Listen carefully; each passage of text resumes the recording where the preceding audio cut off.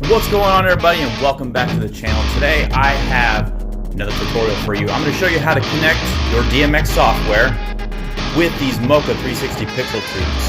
I use QLC Plus.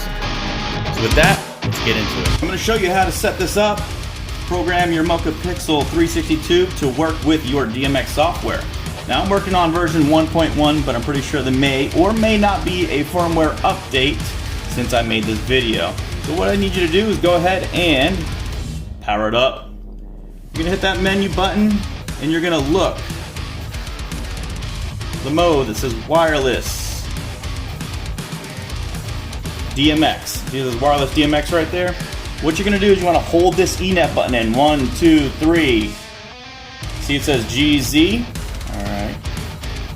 GZ is where you wanna be. So RD is probably where you're on, which means remote.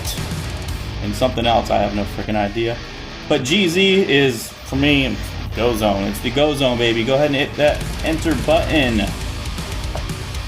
Okay, now mine is ID4, which is blue on my Donner Wireless DMX. Go ahead and take you into the software and show you that it's working. Red, pan over, red.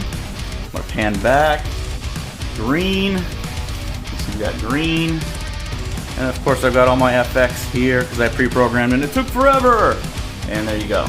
Alright guys, if you've already linked up your DMX software in the Moka 360 tubes and the lights aren't turning on, well, there's a solution for that.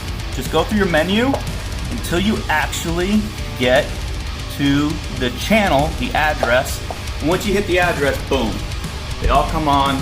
They all link up,